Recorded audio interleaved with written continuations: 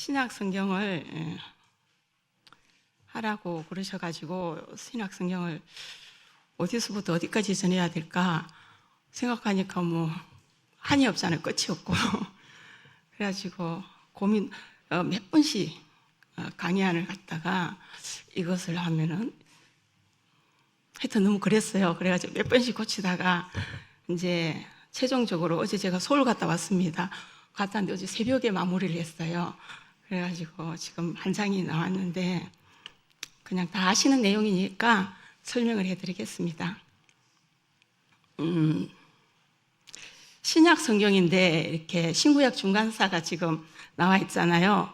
우리가 구약 말라기와 신약 마태복음 사이에는 이렇게 종이 한 장 차이지만 실질적인 역사는 400년의 역사가 있다고 하죠.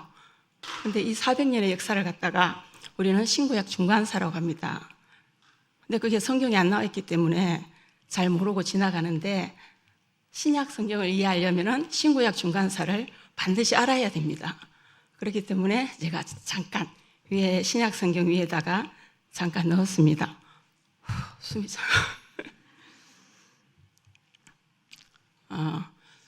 하나님이 침묵하셨고 말씀이 없으셨던 그 시기를 이제 400년 그 기간을 영적 암흑기라고도 하고 신구약 중간사라고도 하는데 이 시기에 하나님이 말씀이 없던 그 시기에 하나님이 침묵만 하신 것이 아니라 예수님을 이 땅에 보내시기 위한 준비 작업을 하고 계셨습니다.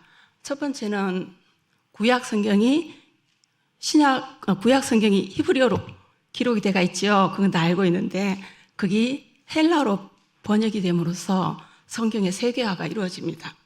그리고 이제 우리가 마태복음 복음서에 들어가면은 여러 뭐 사두개인 노고 바리새인 노고 막 나오잖아요.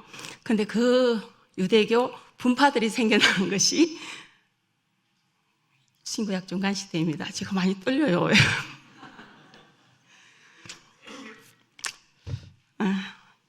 진정을 하고 하겠습니다. 근데 신구약 중간사 그 400년 기간 중에는 크게 네 가지로 나눌 수가 있는데 첫 번째는 페르시아 제국이 멸망하고 헬라 제국이 등장한 시기입니다.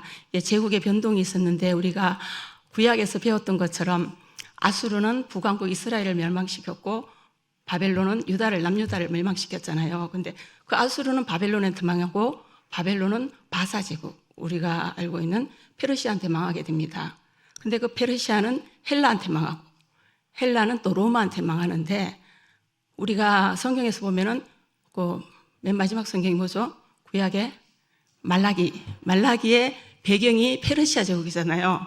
근데 신약에 딱 넘어오면은 로마 제국이에요.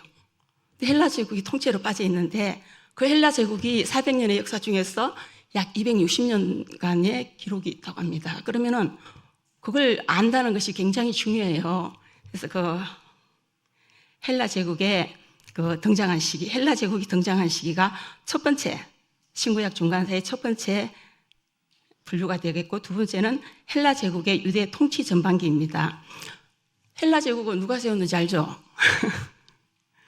그리스의 알렉산더 대왕이 동방원정을 통해서 이제 페르시아를 멸망시키고 이렇게 정복해 나가면서 헬라를 세계 공통으로 막 강요하잖아요. 헬라 쓰게끔 만들어가지고 세계 공용어가 헬라가 됩니다. 그렇게 해 나가다가 알렉산더가 갑자기 요절하면서 죽게 되죠.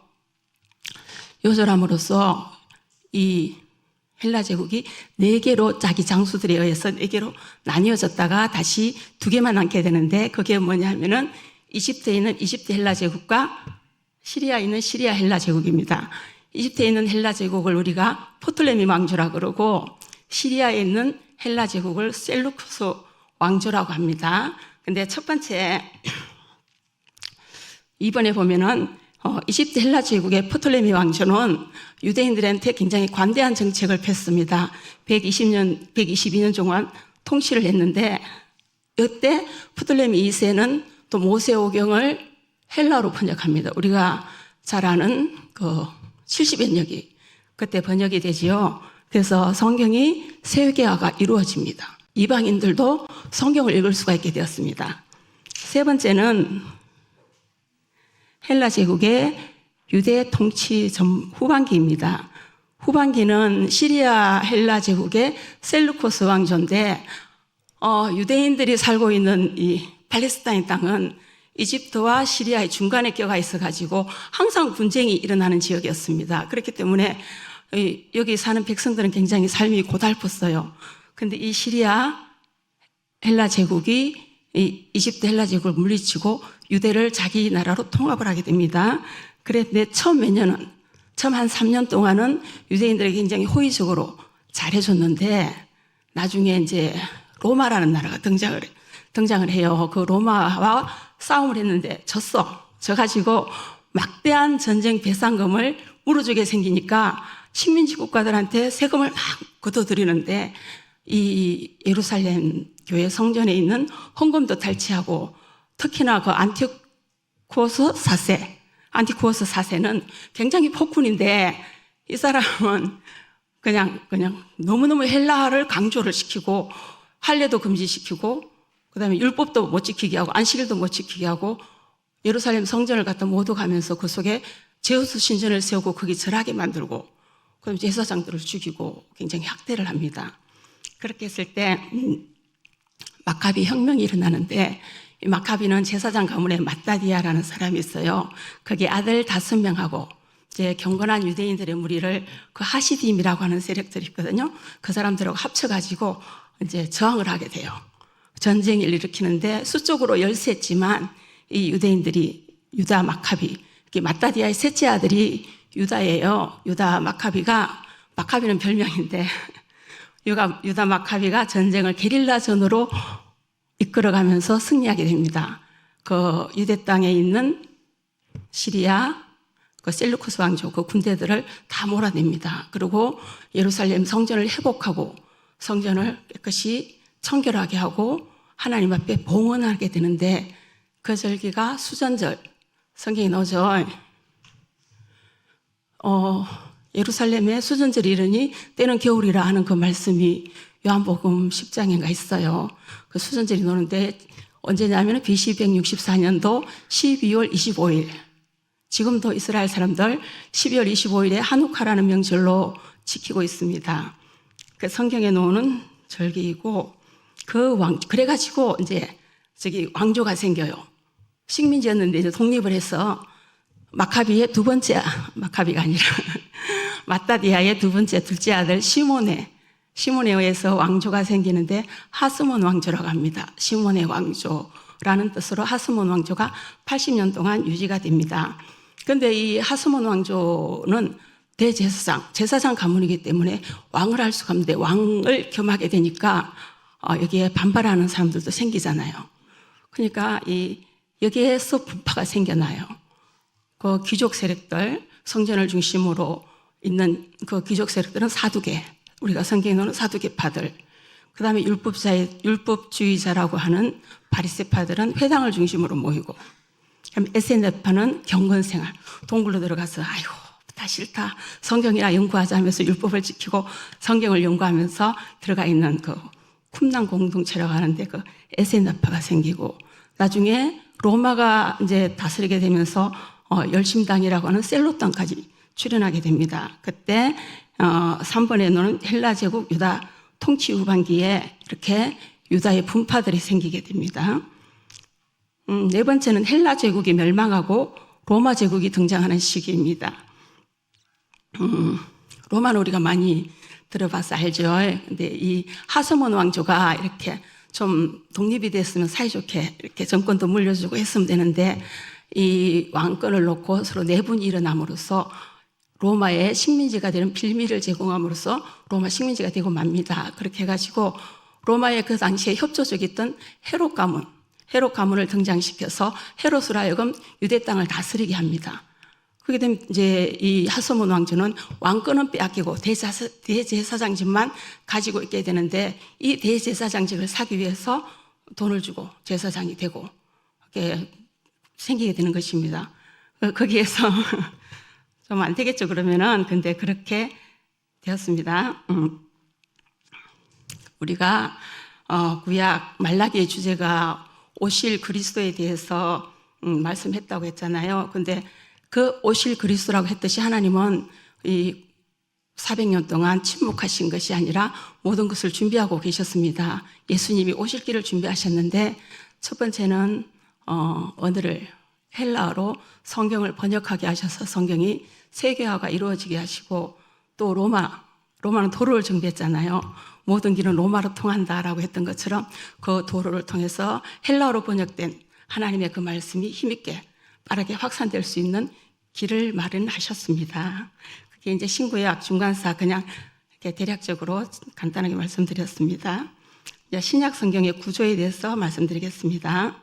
신약 성경은 약 100여 년간 기록이 되었고, 저자는 8, 9명 정도 되는데, 이제 히브리서의 저자가 사도 바울이냐 아니냐에 따라서 8명이 될 수도 있고 9명이 될 수도 있습니다.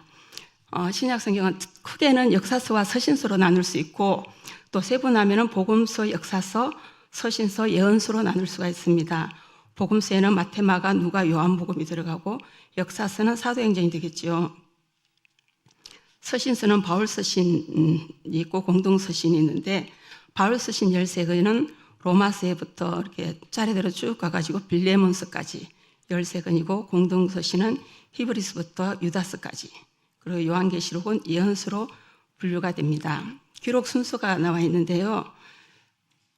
기록 순서를 보면은 AD 46년부터 58년 거기에 보면은 바울 서신은 데살로니가 전후서, 갈라디아서, 고린도 전후서, 고린도후서, 로마서라고 하는데, 이건 교리 서신이라고 합니다. 교회들에게 보낸 교리 서신인데, 데살로니가 전후서는 이제 바울이 1차 전도를 하면서 개척했던 그 교회들에게 2차 전도 여행을 하면서 보내게 됩니다. 그때 유대교에서 이제 예수님을 믿었기 때문에 기독교로 개종을 했기 때문에 유대인들의 박해가 굉장히 심했어요. 그래서 핍박받는 그 그리스도인 성도들을 위해서 예수님의 제 이름으로 위로하고, 또 잘못된 종말론과 복음적인 종말론에 대해서 가르치고 있습니다. 갈라디아서는 잘못된 복음을 바로잡기 위해서 보낸 편지입니다. 율법주의에 빠져가지고 율법의 행위가 아닌 오직 믿음으로 구원받는다, 이렇게 그 말씀하고 있는 것이 갈라디아서 말씀이 되겠습니다.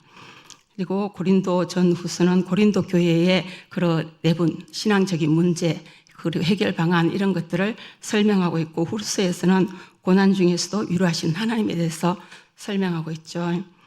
로마서는 기독교 핵심 교리인 그 교리가 들어가 있는 책인데, 로마서는 이제 사도 바울이 기록했죠. 스바나로 갈 계획, 스페인 전도 계획을 세우면서 내가 로마로 갔다가 스페인 갈 건데 너희들이 좀 보내주라, 이렇게 하면서 로마서를 쓰고, 그리고 예루살렘에 구제연금 갖다 주러 갔다가 잡혀가지고 황제의 재판을 기다리면서 쓴 것이 옥중서신입니다. 로마에 압송되어서 쓴 것이 그게 옥중서신인데, 여기 역사서 공동서신에서는 그때 사도 바울이 이 1, 2, 3차 전도 기간에 야고보서가 쓰여졌습니다. 야고보서는 신약의 잠언서와 같다고 합니다. 근데 믿음과 행함의 관계를 강조하고 있는데, 행함이 없는 믿음은 죽은 믿음이다, 이렇게 설명하고 있습니다. 60년에서 63년은 이제 사도 바울이 1차 로마 감옥에 이제 가택연금된 상태에서 쓴 편지가 되겠습니다. 빌립보서, 골로새서, 빌레몬서, 에베소서, 이건 4권은 한 권이라고 설명하시더라고요. 근데 빌립보서, 골로새서, 빌레몬서, 에베소서인데, 빌립보서는 교회인 그리스도인들이 어떻게 기쁜 삶을 살 수 있는지 복음의 실천편에 대해서 설명하고 있고, 골로새서는 그리스도가 어떤 분인지에 대한 기독론에 대해서 설명하고 있습니다. 이단 사상과 잘못된 가르침에 맞서서 예수 그리스도의 신성과 우월성을 강조하고 그 설명해 놓은 책이 골로새서입니다. 빌레몬서는 그리스도 안에서 모든 그리스도인들은 그리스도 안에서 한 형제다, 이렇게 말씀하면서 서로 용서하고 용납할 것을 말씀합니다. 에베소서는 교회와 성도의 관계에 대해서 말하면서 교회론에 대해서 설명하고 있습니다. 교회가 무엇인지 복음의 이론편이라고 할 수 있겠습니다. 그리고 사도 바울의 동역자였죠. 누가, 옥중서신을 썼을 때 누가의 첫 번째 편지가 누가복음이고, 두 번째 편지가 사도행전입니다. 이제 누가복음은 데오볼레에게 보내는 첫 번째 편지로, 누가복음에 특히 많이 표현된 표현은 예수님을 인자로 표현한 표현이 많이 되어 있습니다. 사도행전은 성령의 역사와 복음의 확산, 그리고 교회 개척, 이렇게. 사도행전 누가 썼다고요? 누가가 썼습니다. 그때 사도 바울이 1차 감옥에 있을 때입니다. 64년부터 70년은 64년도에 로마에 대화재가 일어납니다. 많이 들어봤을 건데 화재가 일어났는데 그 화재의 범인으로 기독교인들을 지목함으로써 박해가 시작이 됩니다.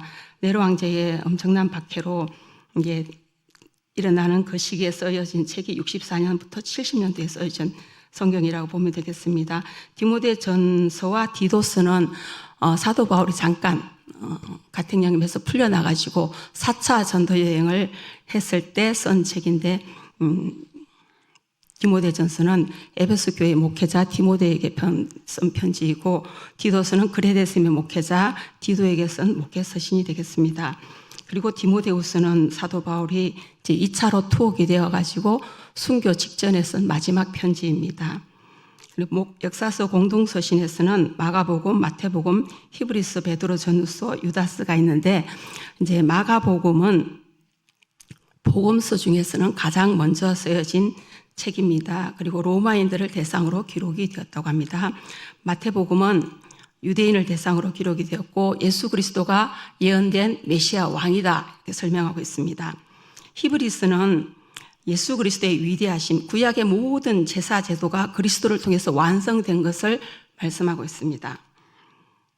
그다음 베드로 전후서죠. 베드로 전후서도 이제 박해를 많이 받으니까 그 박해받는 성도들을 소망을 주기 위해서 격려하고 그리고 또 재림이 예수님이 오신다 해놓고 안 오시니까 막 이단들이 출현해가지고 막 난리를 치니까 거기에 대해서 믿음으로 인내할 것을 또 거짓 교리에 대해서 설명하고 있습니다.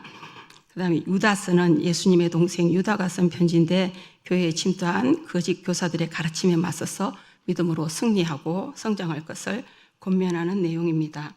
그 다음에 AD 85년부터 96년은 이제 1세대 우리 기독교 믿음의 선진들, 그러니까는 사도들은 다 순교를 하고 사도 요한만 남았습니다. 2세대 신앙인들에게 편지를 쓰는 내용들인데, 요한복음, 요한 1, 2, 3서, 요한계시록을 요한서라고도 말을 합니다.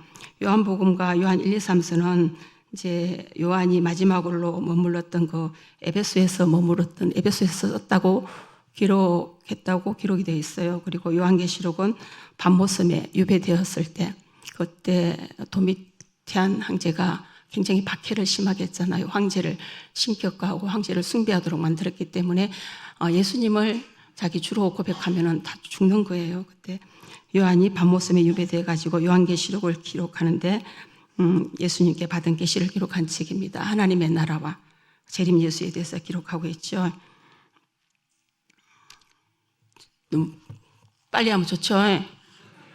근데 제가 4번은 제가 다른 제목이 아닌데 이제 4번이 있어서 제가 말씀을 잠깐 말씀드리겠습니다. 전 사실 이번 강의를 맡으면서 가장 힘든 부분이 이제 목사님이 간증하라고 하셨는데 간증하는 것이었습니다. 무엇을 간증해야 하나 고민을 많이 했는데 저에게는 특별히 간증할 만한 것이 없다고 생각했습니다. 신앙이 본이 될 만한 큰일도 극적인 반전도 없었지만 간증을 해야 된다고 하니까 부족하지만 잠깐 말씀드리겠습니다. 저는 고등학교 때부터 신앙생활을 하였습니다. 저희 친정어머니는 결혼 전에 신앙생활을 하시다가 불신결혼을 함으로 이런 양이 되셨고 자연스럽게 저도 불신가정 환경에서 성장했습니다. 그러다 고등학생이 되어서 교회에 나가기 시작했고 바로 성령을 체험하면서 나름대로 뜨겁게 신앙생활을 하였습니다. 그러다 보니 학생 때부터 학생구역장으로 청년 때는 지역장으로 교회 일에 열심을 내었습니다. 그러다 남편의 눈에 띄어서 결혼하게 되고 아는 사람 하나 없는 광양으로 와서 살게 되었습니다. 남편이나 저나 둘 다 가진 것이 없이 단칸방에서 신혼살림을 시작했는데 갑자기 나타난 남편의 친구에게 보증을 서는 사건으로 경제적인 어려움이 닥쳐서 왔습니다. 결혼과 동시에 닥친 어려움으로 인하여 눈물로 기도할 때 하나님은 제게 골로새서의 말씀을 생각나게 하셨습니다. 그러므로 너희는 하나님이 택하사 거룩하고 사랑받는 자처럼 긍휼과 자비와 겸손과 온유와 오래 참음을 옷 입고 누가 누구에게 불만이 있거든 서로 용납하여 피차 용서하되 주께서 너희를 용서하신 것 같이 너희도 그리하고 골로새서 3장 12절부터 13절 말씀입니다. 그 말씀을 생각나게 하셔가지고 우리에게 사기를 친 사람도 남편도 용서하라는 말씀으로 받아들였습니다. 이 사건으로 저는 청년 때의 열심을 잃어버리고 현실의 안주에 있는 나 자신을 발견하게 되었고, 하나님 건강도 자녀도 치시지 않고 있다가도 없어지는 물질로 깨닫게 하시니 감사합니다 라고 기도할 수 있었습니다. 당시 쌍둥이 연년생인 아이 셋을 키우고 있는 상황에서 급여가 차압을 당하게 되자 저도 일을 해야만 했습니다. 하지만 아이들이 너무 어려서 제가 할 수 있는 일을 찾기가 어려웠습니다. 그래서 하게 된 것이 새벽에 우유를 배달하는 일이었습니다. 우유를 돌리면서 그때부터 새벽 기도도 시작했습니다. 새벽 예배를 드리기 전 3시쯤에 일어나서 우유를 배달했고, 못다한 곳은 새벽 기도를 마친 후에 돌렸습니다. 1년 정도 지난 후 남편의 이직으로 울산으로 이사하게 되었고, 회사 사정으로 10개월 만에 다시 순천으로 와서 정착하게 되었습니다. 순천에 와서는 잠깐 홈패션 손뜨개 방을 운영하기도 했지만, 목사님께서 성도님들 어떤 교육 프로그램에 데리고 가셨는데 저도 그때 함께 참여하게 되었습니다. 마지막 날 주제 강의를 통해서 이렇게 살아서는 안 되겠구나. 해의 영광, 달의 영광, 별의 영광, 별과 별의 영광이 다른데 부활의 영광을 위하여 정신 차리고 신앙생활을 해야 되겠구나 생각하고 사업장을 정리하였습니다. 사람마다 주신 재능대로 능력을 발휘하면서 사는데 저는 딱히 돈 버는 재주가 없는 것 같았기에 경제활동은 접고 대신 교회에 사는 모든 전도나 교육 프로그램에 적극 참여하였고, 일이 없어도 매일 교회에 출근하다시피 했습니다. 그래서였는지 어린 나이에 피택이 되어 권사로 임직이 되었는데 벌써 23년이 다 되었습니다. 당시 기준으로 권사님 레벨의 나이가 못 되었는지 에구 이렇게 어린데 라며 위아래로 훑어보는 사람도 있었습니다. 그래서 권사가 왜 저래 라는 소리 안 들어야 되겠다 생각하고 매사에 조심했던 것 같습니다. 돌이켜보면 직분의 무게는 있었지만 그로 인하여 저 자신이 더 많이 성장하고 세워진 것 같습니다. 성경을 암송하게 된 계기도 있었는데 역시 목사님께서 직분자들을 암송 프로그램에 데리고 가셨기 때문입니다. 우리 목사님은 정말 최고이십니다. 끊임없이 성도들에게 좋은 것을 주시려고 노력하십니다. 몇 주 전에도 아침 9시부터 저녁 10시까지 하는 교육을 받고 왔다는 소식을 들으셨을 것이라고 생각합니다. 빛이 있으라 이렇게 합니다. 암송 세미나를 다녀온 후 산상수훈을 암송해 봐야 되겠다 생각하고 암송을 시작했습니다. 성경을 요절로 암송하는 것은 많이 했지만 장으로 암송한다든지 권으로 암송할 생각은 못했습니다. 마태복음 5장 예수께서 무리를 보시고 산에 올라가 앉으시니 제자들이 나온지라 입을 열어 가르쳐 이르시되 심령이 가난한 자는 복이 있나니 천국이 그들의 것이며, 첫 몇 절은 팔복과 관련된 익히 아는 말씀들이라서 접근이 쉬웠습니다. 근데 갈수록 순서도 헷갈리고 단어도 비슷비슷하면서도 다른 것이 많아서 너무 힘들었습니다. 암송 기도를 하면서 하나님 제 머리는 돌인가 봐요. 이 돌에다 성령의 불철필로 말씀을 새겨서 잊어버리지 않게 해주세요 했던 기억이 납니다. 마태복음 5장부터 8장까지 암송하고 나니 너무 뿌듯하고 기뻤습니다. 기뻤는데 암송하는 것을 계속 유지하지 못하고 바쁘다는 핑계로 중단하고 암송했던 것도 잊고 지내왔습니다. 그러다 코로나 시기에 활동이 제한되고 집에만 있다 보니 다시 말씀 앞에 앉은 것 같습니다. 삶이 너무 분주해 말씀과 기도 생활에 소원했는지 집에만 있어야 했던 코로나 시기가 제게는 말씀을 더 가까이 하는 계기가 되었습니다. 무엇부터 암송할지 고민하면서 우선 성경에서 가장 긴 장을 암송해보고 성공하면 다른 도전도 해보기로 하고 시편 119편을 암송했습니다. 거의 6개월이 걸렸던 것 같습니다. 제가 이렇게 암송했다고 하니 지금도 기억하고 있는지 궁금해하실 것 같아서 말씀드립니다. 기억나지 않습니다.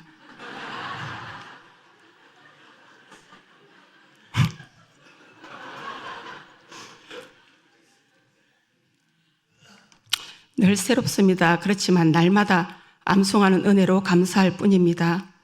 로마서를 암송하게 된 계기도 있습니다. 성경을 읽으면서 복음의 정수라고 하는 로마서를 꼭 알고 싶었습니다. 어떤 글에 1000번을 읽으면 완전히 알 수 있다고 해서 로마서만 1000번을 읽을 계획도 세웠는데 읽다 보니 그것도 쉽지는 않아서 이럴 거면 차라리 암송해보자 생각하고 프로그램을 통하여 암송하게 되었습니다. 유대인은 수천 년 동안 디아스포라로 살면서도 말씀을 암송하여 왔다고 합니다.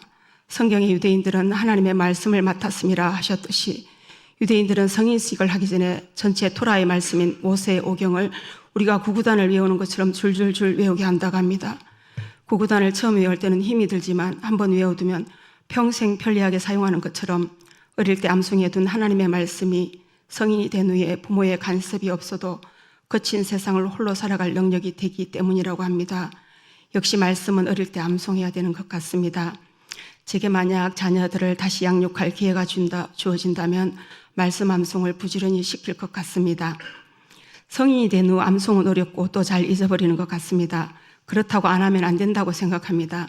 오늘 암송한 말씀을 내일이면 잊어버리게 되더라도 기도할 때 필요한 말씀들이 생각나고 문제 앞에서 말씀들이 떠오르기 때문입니다. 제가 암송하는 것을 보고 몇 분이 도전을 받고 암송을 하신다고 들은 적이 있습니다. 응원합니다. 그런데 제가 해봐서 하는데 혼자서 암송하는 것을 지속하기가 쉽지 않습니다. 코로나 시기에 많은 분들이 학가다 말씀 전체를 암송한 적이 있습니다. 힘들었지만 좋았다고 하셨는데 또 하고 싶지는 않다고 하셔서 웃었던 적이 있습니다. 그만큼 힘들었다는 뜻이겠지요. 그런데 지금도 매일 학가다 말씀을 암송해서 올리는 방이 있습니다. 혼자서 하면 못하겠지만 같이 하니 그날의 숙제로 완료합니다. 같이 하시기에 원하시는 분들은 말씀해 주시면 도와드리겠습니다. 암송의 즐거움과 기쁨을 얻게 되실 것입니다. 잠깐 암송하는 방법을 말씀드리자면 주일에는 안 해요. 주일을 뺀 매일 하루 한 절씩 누적 암송하고 토요일은 복습하는 방법입니다. 오늘 1절의 말씀을 암송했으면 내일은 1절과 2절을, 모레는 1절부터 3절까지, 토요일은 주간 복습하시고 6절부터 시작하는 2주차 월요일에는 1절부터 6절까지 시작해서 금요일이면 1절부터 10절까지 누적 암송이 됩니다. 그리고 토요일은 복습을 9주간 복습으로 6절부터 10절 하시면 됩니다. 그렇게 3주간 누적 암송을 하시면 구구단처럼 줄줄 나옵니다. 말씀 한 구절 읽고 마치겠습니다. 내가 주의 법을 어찌 그리 사랑하는지요. 내가 그것을 종일 작은 소리로 엎드리나이다. 시편 119편 97절 말씀입니다. 감사합니다.